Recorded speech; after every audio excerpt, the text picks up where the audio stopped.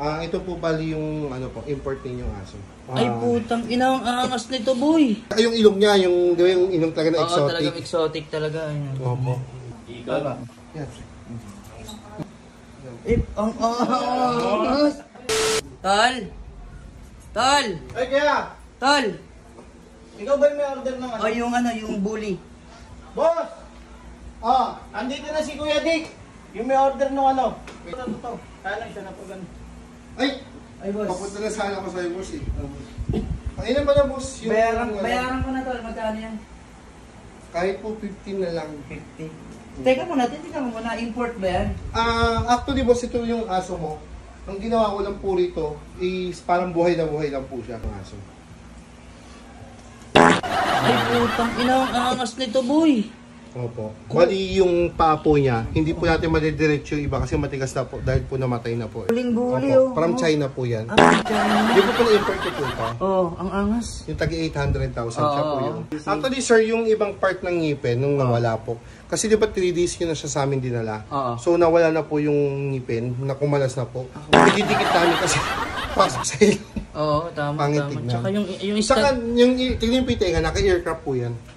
So ayan po, matigas na po yan. Basag na eardrum. Earcraft po, earcraft. Earcraft, oo.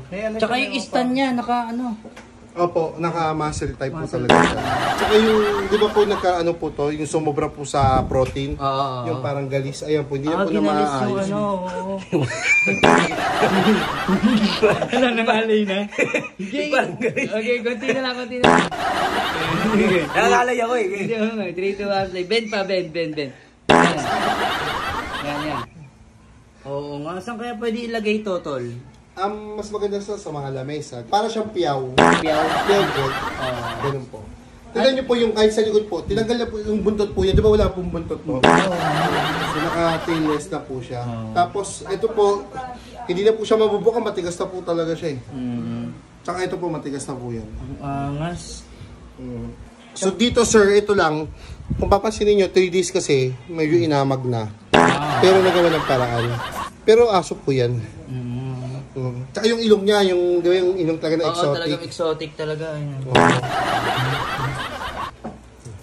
Ano man kinamatay niya ito, sir?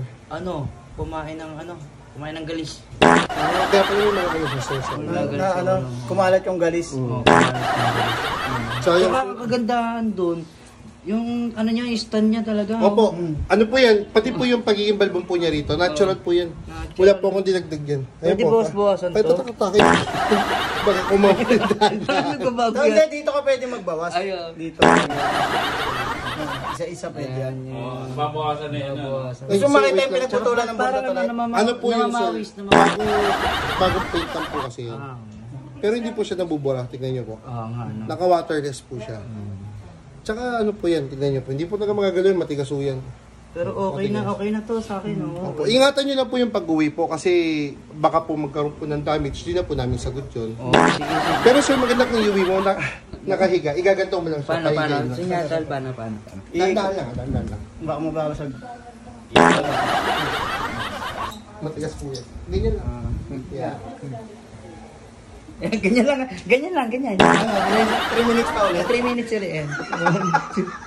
Parang ano bago? Hindi, tol. Baka maano po yung bone po. Masira. Ang angas. Okay na to.